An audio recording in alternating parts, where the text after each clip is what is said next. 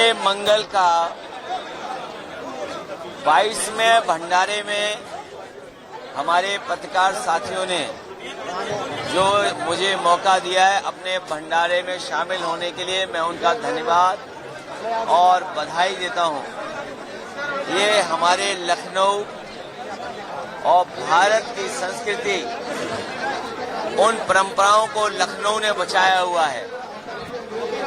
शायद देश में इकलौता शहर होगा जो सदियों पुरानी परंपरा को आज भी जीवित रखे है। और ये बड़े मंगल के भंडारों से हमारे समाज में मिलन होता है, मेल मिलाप होता है। हम एक दूसरे से जुड़ते हैं, एक दूसरे से मिलने का मौका मिलता है। ऐसी परंपरा पूरे देश में कहीं नहीं है। कभी किसी जमाने में शुरू किया गया। हमें उन लोगों को याद करना चाहिए जिन्होंने कभी पहली परंपरा शुरू की थी, जो नवाबों के वक्त पे शुरू हुई और आज आजादी के बाद हम लोग उसी दिशा में चल रहे हैं। यही हमारे हिंदुस्तान की खूबसूरती है, यही हिंदुस्तानियत है, यही हिंदुस्तानियत है। और भंडारे के माध्यम से हमारे समाज को, हमारे आपसी मेल मिलाप को बढ़ावा देने के लिए, प्रेम, हमारे बीच में भाईचारा बढ़े, हमारे बीच में मोहब्बत बढ़े, हमारे लोगों के बीच में एक दूसरे के प्रति लगाव और बढ़े। शायद ऐसी परंपरा को आगे बढ़ाने के लिए हम अपने पत्रकार साथियों को बहुत बहुत शुभकामनाएं, बधाई देते हैं। और उस समय जब चढ़ावे को लेकर बहुत चिंता है, उस समय आप दान कर रहे हैं, आप एक दूसरे से मिलकर के सहयोग लेकर के भंडारा करा रहे हैं। पेट पूजा से बड़ी कोई पूजा नहीं है। 2.5 साल पहले भंडारे होते थे, खुलासा हुआ है कि बैंक की तरफ से जो कंपनियां खोली गई, जिसका ठेका दिया, उस कंपनी के जो आउटसोर्सिंग कर्मचारी हैं वो ट्रस्ट की तरफ से रखे गए थे। 18,000 का सैलरी दी, लेकिन उन्होंने बड़ा निवेश किया, संपत्ति बनाई, तमाम जो है उनके अकाउंट में जो है पैसा दिखाई दिया। सर, बड़े मंगल पे और इस भंडारे में मिलने पे हमें और आपको इस बातचीत पे करने का मौका मिल रहा है। ये सनातनियों को बहुत ठेस पहुंची होगी और हमारे समाज में और हमारी आस्था में जो घुन लगा रहे हैं, हमें उम्मीद है हमारे पत्रकार साथी इस जिम्मेदारी को पूरा निभाएंगे। वो टीआरपी से ज्यादा हमारे तमाम लोगों की जो श्रद्धा रही, उस पे जरूर समाज को सच्चाई पहुंचाने का काम करेंगे।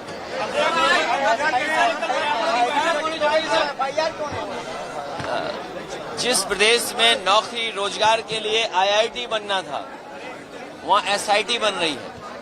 और देखिए आप, डबल इंजन की डबल टंकी है, डबल इंजन की डबल टंकी है। कितना भ्रष्टाचार हो रहा है। ये डबल इंजन की बड़ी डबल टंकियां हैं। और हमारे साधु संतों, पुजारी और मंदिर में जो सेवा करने वाले लोग हैं, उनके लिए जांच के लिए बताओ, अधिकारी जांच करेंगे। इन अधिकारियों की एसआईटी कौन कराएगा? इन अधिकारियों की भी एसआईटी होनी चाहिए।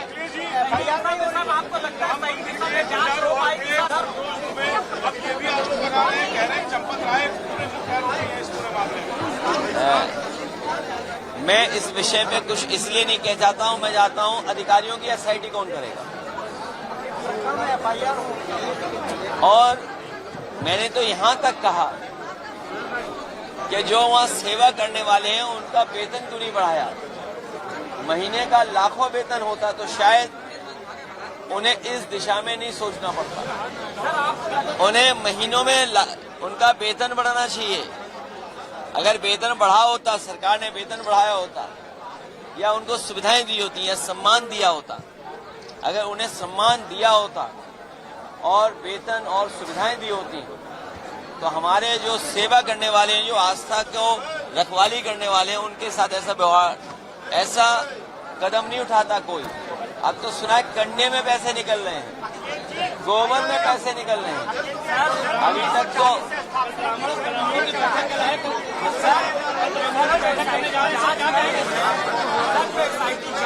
आपको लगता है कि बड़े नाम सामने आ रहे हैं, क्या सही दिशा में जांच? अरे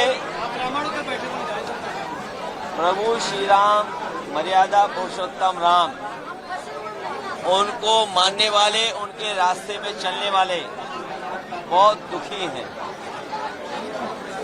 बहुत दुखी हैं।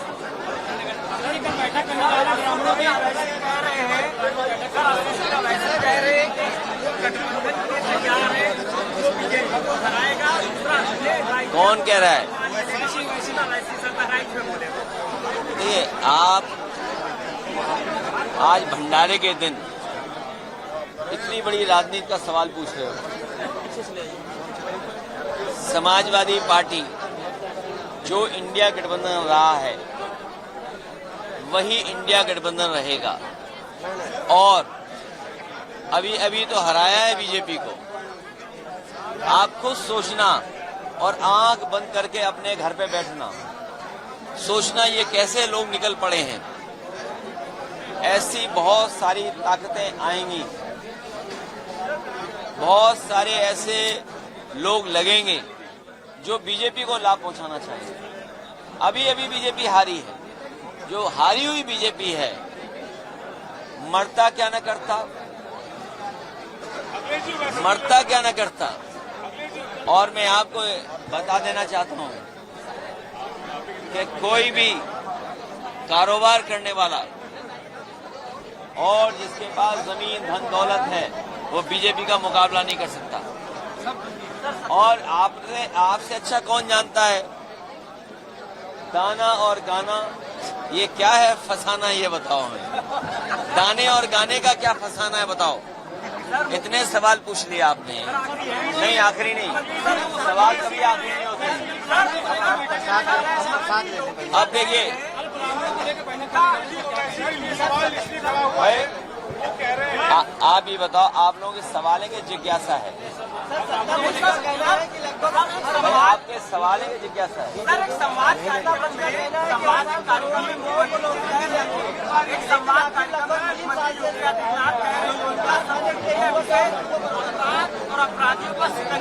पहले ये बताओ, आप उन्हें योगी मानते हो क्या? आज बड़ा मंगल है, तुम हनुमान जी की कसम खाओ, तुम मानते हो नहीं योगी? खाओ हनुमान जी की कसम। नहीं, आप देखो, ये हनुमान जी की कसम नहीं खा रहे, इसका मतलब जो हम सोच रहे हैं वही भाव ये रखते हैं। खाओ भगवान कसम अभी। अरे ये बताओ, 2017 से पहले उन्हें कोई नहीं जानता था।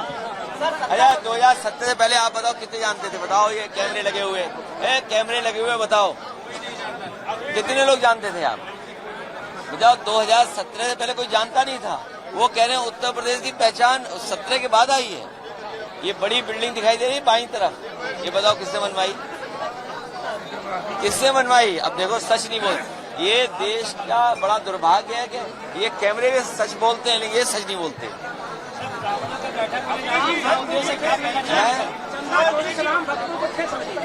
बहुत ठेस लगी है, बहुत दुखी है। पता नहीं मनी मन क्या फैसला ले रहे होंगे, ये तो प्रभु राम ही जानते होंगे। जिनपे एसआईटी है उनकी एसआईटी कौन कराएगा? देखिए, भगवान की एफआईआर बड़ी होगी, हमारी और आपकी कानूनी एफआईआर तो संविधान वाली है, वो तो अलग विषय है। लेकिन जो भगवान की एफआईआर लिखी जाएगी उसका क्या करोगे आप? तो हमें तो ये पता लगा कि डबल इंजन की डबल टंकी है, बड़ी बड़ी टंकियां हैं, वो भरी जा रही हैं। भाई ऐसा है, ऐसा है, आपने बुलाया था पूड़ी खाने के लिए, क्यों पूड़ी खत्म हो गई क्या? प्रसाद ले लीजिए, प्रसाद। भाई पूड़ी खाने आए, पूड़ी खाने हैं। देखो ऐसा है, 2027 समाजवादी पार्टी का कार्यकर्ता, नेता, और 2027 उससे ज्यादा जनता तैयार है। क्योंकि जिस तरीके से महंगाई बढ़ रही है, विदेश नीति फेल हो रही है, भ्रष्टाचार बढ़ रहा है, नौकरी रोजगार नहीं है, हमारे जो भारतीय लोग हैं उनकी जान ले ली गई और डेड बॉडी अभी तक पहुंची नहीं है। घर परिवार के लोग अंतिम दर्शन करना चाहते हैं। तो सोचो, जो विश्व गुरु की दिशा में जा रहे थे, विकसित भारत की दिशा में जा रहे थे, डीजल पेट्रोल में मिलावट करके इन्हें सस्ता करना पड़ रहा है। और मैं आज आपको कह के जा रहा हूं, 27 की बात आपने पूछी है, ये सरकार ने जो रूमर फैलाया है, ये जो रूमर फैलाया कि नवंबर में चुनाव करा देंगे, ये सरकार एक दिन भी अपनी कुर्सी नहीं छोड़ सकती है। लेकिन इनको डर है कि जब गेहूं की फसल आएगी तो डीएपी कहां से लाएंगे, जब गेहूं की फसल आएगी तो खाद और डीएपी कहां से लाएंगे। इसलिए ये अपने सर्वे करा रहे हैं। हर विधानसभा में इनके सर्वे के लोग पहुंच गए हैं, वो सर्वे कर रहे हैं कि अगर नवंबर में चुनाव करा दें तो कितनी सीटें जीतेंगे, क्योंकि इन्हें पता है खाद ही नहीं दे पाएंगे। जब किसान को खाद नहीं मिलेगी तो अभी तो डीजल पेट्रोल महंगा हुआ है, नौकरी पे सवाल खड़े हुए हैं, चंदा चोरी का और चढ़ावा चोरी का सवाल खड़ा हो गया और विदेश नीति फेल हो गई है, ईरान से तेल नहीं आ रहा है। तो ये जो संकट आ रहा है, इसके लिए इन्होंने हर विधानसभा में 5-5 सर्वे करने वाले लोग भेजे हैं। जो इनकी रिपोर्ट आएगी उसी में फैसला लेंगे। लेकिन हम ये जानते हैं, जो ऐसे पॉलिटिकल पार्टी, पॉलिटिकल अनुभव के हिसाब से मैं कह सकता हूं, खाद अगर इन्हें नहीं मिली, डीएपी नहीं मिली, तो चुनाव नवंबर में होंगे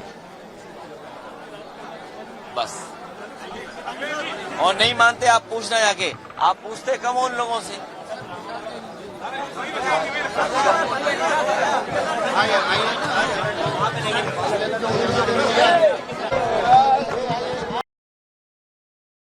राजनीति हो या क्रिकेट, देश विदेश की ब्रेकिंग हो या आपके मोहल्ले की बड़ी खबर, सब मिलेगा एक ही ऐप में, सबसे तेज और भरोसेमंद। अभी डाउनलोड करें दैनिक भास्कर डिजिटल।